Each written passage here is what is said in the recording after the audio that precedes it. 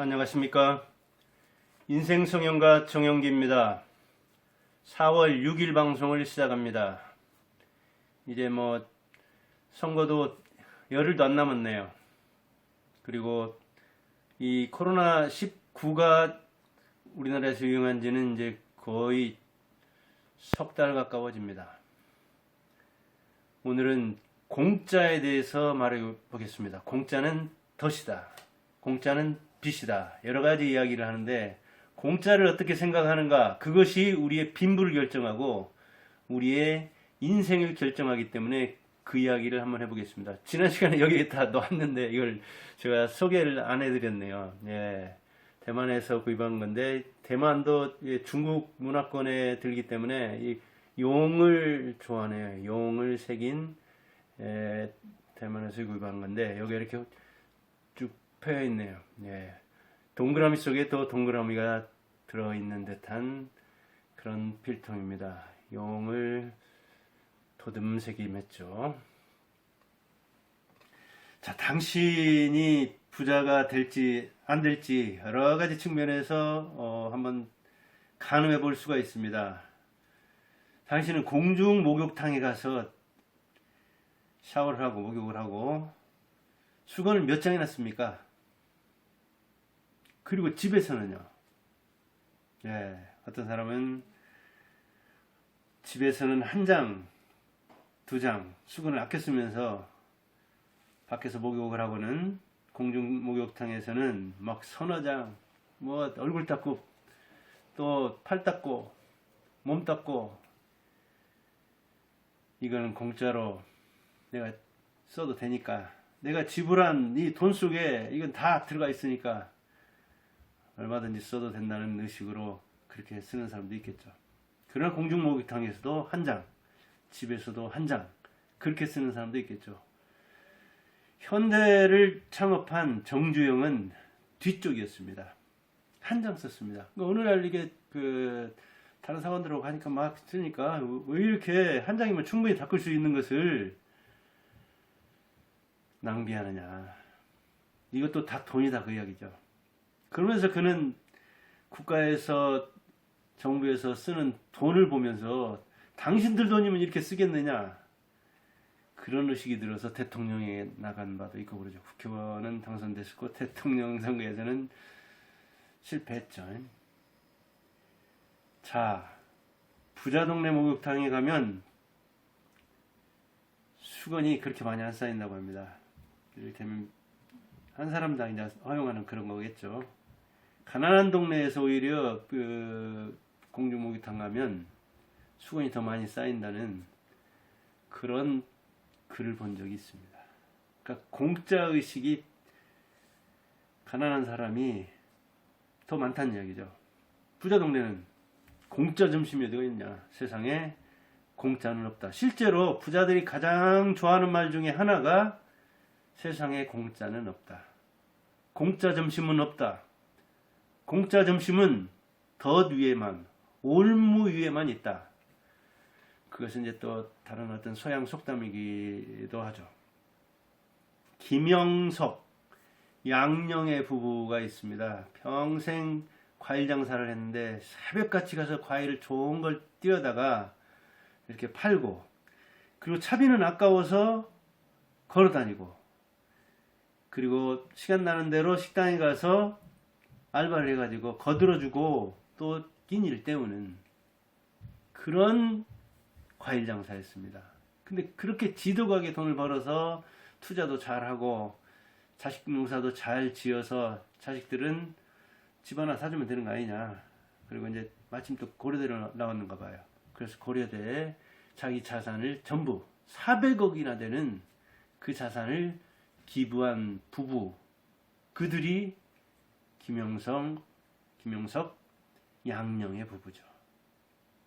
근면하고 성실하고 검소했는데 그렇게 번 돈을 전부 다 못 배운 자기 원한을 가난한데 공부 잘하는 사람들에게 장학금으로 주라 하고 고려대에 기부를 했습니다. 근데 아들 둘이나 있었는데 그 아들 둘도 제대로 잘 키웠는지 부모가 그 기부하는 거에 대해서 딴지를 걸지 않았고, 이렇게 뭐 소송도 오고 뭐 그런 사람이 있습니다. 뭐 대학에서 몇백억인가 몇천억 그 기부한 부모, 근데 그 재산을 기부하면서 이 상속 서류가 잘못되어 있어가지고 이렇게 재판을 해서 뭐 승소도 하고 그런 것도 있고 그러잖아요. 근데 자기 자녀들한테는 고생해서 벌어놓지 않은 돈은 의미가 없다. 부모가 마치 번 돈을 공짜로 자식에게 주듯 하는 그런 것은 주는 부모에게 의미도 없고 또 받는 자녀에게도 의미가 없다. 돈에는 고생이 들어가야 된다는 그 철학을 지켜서 상속하지 않았고, 그 기부의 의미를 받아서 자녀들도 부모들의 그 기부에 대해서 상속해주지 않는 데 대해서 이의를 제기하지 않았어요. 그러니까 자식 농사도 잘 지었고 자기 인생도 아주 향기롭게 가꿨고, 그리고 그 돈을 알찌게 거기에 썼는 거죠. 근데 왜 사람들이 이렇게 명문대에다가 스카이, 서울대, 고려대, 연세대, 포항공대, 카이스트, 거기는 얼마나 좋은 대학입니까? 다 들어가고자 하는 대학인데, 자식들을 그 대학에 보내고자 하는데 왜 거기에 또 기부금도 이렇게 몰리냐고요. 심지어는 그 정문술이라는 사람이 있죠. 여기 제가 사는 이 원광대인가 나온 사람인데, 그 사람도 몇백억을 어디다 기부했느냐? 카이스트에다 기부했어요. 왜 자기 모기에다 기부를 했냐고요. 어디가 좋냐 나쁘냐, 명문이다 비명문이다, 뭐 서울 소재 대학이다 지방 대학이다 차별하려고 그런 게 아닙니다. 되도록이면 자기 돈이 자기처럼 성실하게 근면하게 검소하게 공부한 사람, 공부에서 그런 태도를 보인, 그리고 공부에도 공짜가 없다, 돈에도 공짜도 없다. 그래서 학생 때 그런 자세를 보여주는 사람들에게, 근데 가난한데 그런 대학 간 사람에게 장학금으로 주라고 해서 그런 데 봅니다. 물론 이제 그 장학금에 대해서도 여러 가지 설이 있습니다. 보편적 장학금, 또는 어떤 성적 장학금, 그 다음에 빈부 장학금, 그 다음에 어떤 기여를 했느냐에 대한 장학금, 또는 어떤 그 특기를 가지고 있느냐, 뭐 장학금을 주라는 그 주문도 이제 기부하는 사람이 여러 가지로 할 수가 있지만, 이 기부금이 하여간 빈익빈 부익부로 이렇게 몰립니다. 이게 성경에 보면 마태복음에 그런 이야기가 나오죠. 예수의 달란트 이야기. 그래서 마태 법칙 그러는데, 5달란트, 2달란트, 1달란트 남겨가지고 장사 저리 멀리 떠나면서 여행 가면서, 그래서 너희들 이것 가지고 한번 자기 재능을 발휘해봐라. 그런데 5달란트는 남겨서 5달란트를 또 남기고 10달란트가 2달란트도 또 2달란트 남겨서 넷. 그래서 넷, 10. 근데 1달란트 받은 사람은 그냥 땅에다 묻어둬가지고, 예수가 아주 질책을, 이 악하고 게으른 종아, 이거 어디다라도 넣어놨으면 이자라도 받았을 거 아니냐. 가난한 사람이라도 일 때면 구제를 하고, 그래가지고 쫓아버리고, 그 1달란트는 뭐 5달란트를 배로 늘린 10달란트 가진 사람한테 줬다던 거예요. 그래서 빈익빈 부익부를 이렇게 성과급을, 인센티브를 그렇게 주는, 그걸 마태법칙 그렇게 이야기하죠. 근데 이 기부금이, 대학 기부금이 되게 그렇게 됩니다. 근데 이제 뭐랄까, 지금 뭐 경기가 무척 안 좋습니다. 코로나19 때문에. 그래서 이제 재난지원금을 준다고 하죠. 이 재난지원금도 이 기부금을 받은 것을 이제 장학금을 어떻게 줄 것인가 하는 것에 대한 대학의 그 장학 정책, 그것과 연관이 되는 측면이 있죠. 근데 어떤 사람이 물어봤대요. 당신한테 한번 묻겠다. 내가 이게 기부를 하려고 하는데 기부를 누구한테 했으면 좋겠느냐. 미국에서 카네기가 물어봤다고 하던가요. 그래서 이 설문조사를 해봤대요. 제일 많이 나온 것은 역시 나한테 기부를 해야 된다. 또 아주 흉악범들한테도 이렇게 물어봤답니다. 흉악범들한테도 물어보고, 기부한 사람 여러 사람한테 물어봤어요. 당신 같으면 누가 천국에 갔으면 좋겠다고 하겠느냐 물어보니까 역시 거기에서도 1번은 나야다. 흉악범도 그랬다는 거예요. 천국 가야 할 1호는 누구냐? 나다. 이렇게 나는 다 착각해요. 기부금도 많이 받아야 한다고, 흉악범을 이렇게 저지르고도 내가 천국 가야 한다고 그러는 거예요. 물론 남 중에서 그렇게 물어보면 당신 빼고 그러면 이제 그때는 좀 객관적으로 평가를 하는 측면이 있지만, 자신을 포함할 때는 기부금도 자기가 제일 많이 받아야 되고 천국 가야 할 1호는 나하고 그렇게 나온다고 하죠.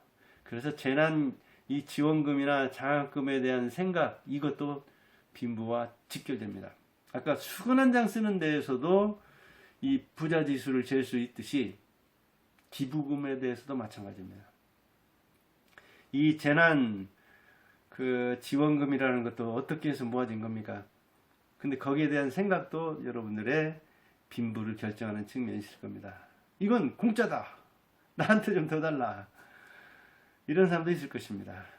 공짜에 대한 심리. 유대인은 나는 이 국가의 군안을, 구휴를 받아야 할 만큼 내 인생도 책임 못 지는 사람이다. 그래서 참 부끄럽다. 수치스럽다.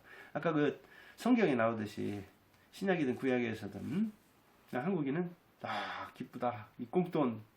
그래서 지금 이 부자들도 나도 물어보긴 했네요. 한 사람한테 건강보험료 했더니 어림도 없다고 하더만요. 저는 안쓰러움 때문에 못 받습니다. 큰아들도 아마 못 받을 거예요. 못 받아요. 그러니까 가구가 둘로 나눠져 있는데 전 제 자존심을 지키기 위해서 물어는 받지만 받을 생각 안 합니다. 예. 이건 빚이다.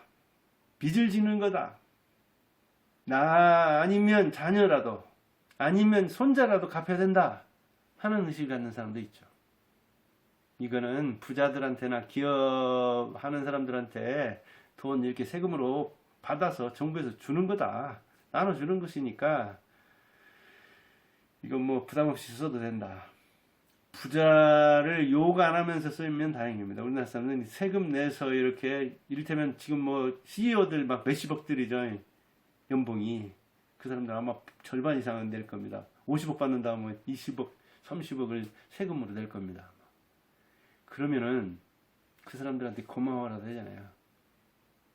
부자한테 욕은 안 해야 되죠. 근데 또 문제는 남들이 부자 된 건 욕하는데 자기는 부자 되려고 그래요. 공무원들도 남들은 공무원들 막 문제라고 욕하면서도 자기 새끼는 공무원 만들려고 그래요. 자기도 공무원 되려고 그래요. 참. 그 다음에 이건 복지다. 정치적 목적으로 쓰는 것이다. 오히려 이게 행정 비용으로 또는 공무원들이 이게 나누면서 또는 누수가 돼가지고 이게 문제다. 이 정치적 목적의 복지다. 포퓰리즘이 아니라 표퓰리즘이다. 그렇게 얘기도 하죠. 표를 대중영합주의로 이렇게 돈을 풀어가지고 살려고 하는 것이다. 그런 이야기를 하죠. 대개 정부도는 먼저 보는 게 임자다는 의식이 있어가지고 우리나라에서는 이게 참 복지정책 펴는데 비용도 많이 들 뿐만 아니라 많이 셉니다. 그건 뭐 여기저기서 많이 문제가 터지죠. 그러나 정부도는 이게 공동 책임은 무책임해가지고 누가 내부 고발해가지고 자기 목숨 걸고 받아내려고는 안 합니다. 그런 이제 문제가 있고, 그다음 이 재원은 지원금은 장학금은 덫이다. 이건 올무다. 이거 함정이다. 의타심을 키우고 개인에게는 의타심을 키우고 국가의 재정은 악화해가지고 이 덫에 걸리면 빠져나올 수 없다. 대개 이탈리아, 그리스, 남미들, 베네수엘라, 지금 유럽도 되게 그렇고 북유럽마저도 이 재정 지원, 복지 여러 가지 이야기하지만 이 악순환에 빠져 있다고 되게 얘기하죠. 그래서 이제 유럽이나 북유럽 이런 데서 축소하는 측면이 있고 그러잖아요. 물론 이제 신뢰가 구축이 돼 있기 때문에 어느 정도 굴러가긴 하지만, 그 다음에 이거는 투자다. 나한테. 자녀한테 자식 농사 짓는 것도 투자잖아요. 근데 무한정은 아니죠. 무한정 투자. 무한 투자는 안 된다고요. 그래서 이른바 노인 분노 살인 사건이 나는데 자녀한테 30년이나 투자했는데 40살 먹어서도 자기한테 의존해서 살 때 아무리 자식이라고 하지만 무한정으로 지원할 수는 없기 때문에 그런데 자녀에게 어디 가서 돈 벌어오라고 아니면 돈 벌어서 내 목구멍 책임이라도 지라고 할 때 자녀가 이제 뭐랄까 불손하게 반응하면 거기서 이제 욱해가지고 근데 이게 일어납니다. 지금 꽤 70대 80대들이 40대 50대나 됐는데도 자기한테 의존해서 연금 몇 푼도 안 되는데 그것을 나눠 쓰고 그나마 이 술 먹고 와서 행패도 부리고 그러면은 자식인데도 이 아주 분노가 극도에 달해가지고 일어나는데 그걸 이제 되게 노인 분노 살인 사건 그러는데 자녀를 향하는 건데 그게 증가하는 추세입니다. 이거에서 보듯이 그래요. 지원하는 건 투자하는 거죠. 자식 농사 짓는 거 투자하는 거예요. 손해볼 줄 알면서. 그러나 적어도 가서 내 목숨은 내가 책임져야 되지. 자녀한테 그렇게 무한 의존하느냐. 이제 이런 이야기가 나오는 거죠. 이거는 엄발의 오줌 누기다. 또 그렇게 보는 사람도 있죠. 지원금은. 잠깐 발을 녹여줄 수는 있지만 이때 더 혹한 이 추위가 오면 더 얼어가지고 동상 걸려가지고 결국은 죽이는 악화시키는 그런 아주 나쁜 돈이다. 그렇게 하는 사람도 있고 그다음 마중물이다. 이거 지금 다들 어려운데 이게 정말 감사하고 거기에 대해서 국가가 됐던 부자들이든 이 세금을 낸 그 다음에 이 마중물을 내가 잘 부어서 이 펌프질 옛날 할 때 제일 처음에 이게 펌프에 물을 부어가지고 뿜어 올리는 거 있거든. 저는 시골서 그 펌프 많이 했는데 그것도 부잣집에야 이 펌프를 놨습니다. 그렇지 않으면 저는 우물 그냥 길어서 먹고 그랬는데 그러니까 재생하는데 부활하는데 디딤돌이 된다. 이게 몇 푼은 안 되지만 그런데 이게 마중물이 되려면은 이걸 선별을 해야 할 게 아니냐. 꼭 필요한 사람한테 시집이 됐다든가 자영업이 곧 망하게 생겼다든가 정말 극단적인 선택을 해야 할 상황까지 몰렸다든가 근데 가난구제는 나라도 못한다고 하듯이 이게 이제 보편적 지원을 하면 나눠져서 한계가 있는 거고 이건 밑 빠진 독에 물 붓기 아니냐. 제가 봐도 그런 측면이 큽니다. 이게 이제 선거 때하고 이렇게 겹쳐가지고 그거 몇십만 원, 100만 원 그게 과연 마중물까지야 되겠느냐. 그래서 물론 이제 그 용자까지 그다음에 또 지자체에서 여러 가지 복합적으로 한다고는 하는데 의타심만 길러가지고 정부 또 재정 악화시켜가지고 이게 문제가 되지 않느냐. 저도 이것을 덫으로 보는 쪽입니다. 오히려.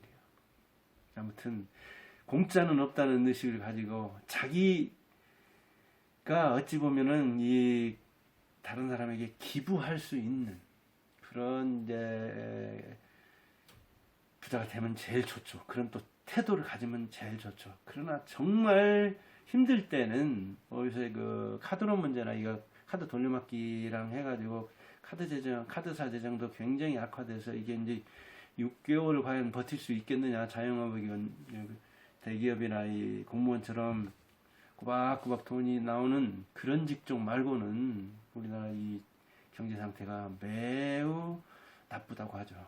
그래서 이 지원금도 필요한 부분이 있을 것입니다.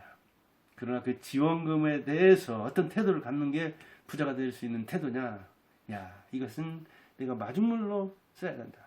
그리고 이 돈을 마련한 정부에게도 어느 정도 감사했더니 그 돈을 낸 사람입니다. 청와대 사람들이 무슨 공무원들이 돈 걷어가지고 주는 게 아니잖아요. 이게 세금을 내는 부자들과 이 담세 능력이 있어서 많이 낸 사람들에게 감사를 해야 되죠. 이걸 주는 정치인들한테 감사하는 사람은 아주 하수 중에 하수입니다.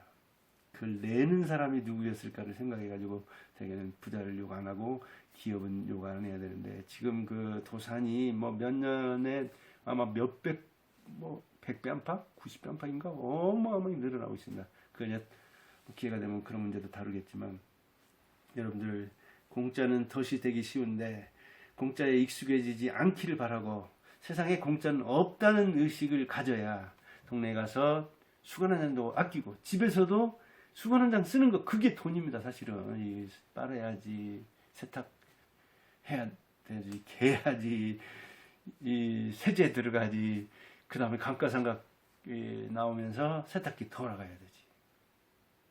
여러분들이 하나하나 숨 쉬는 것도 이 코로나19 생각해 보세요. 청정한 곳에서 자연 속에서 맑은 공기를 마신다는 게 얼마나 축복받은 일인지를 알 수가 있는 거잖아요. 그렇게 지원금도 감사하면서 받아서 그걸 어느 원천에서 나왔는가를 생각해 가지고 여러분의 인생에 도움이 되도록 하기를 바라고 되도록이면 안 받고 다른 사람을 도와주는 사람이 더 좋죠. 감사합니다.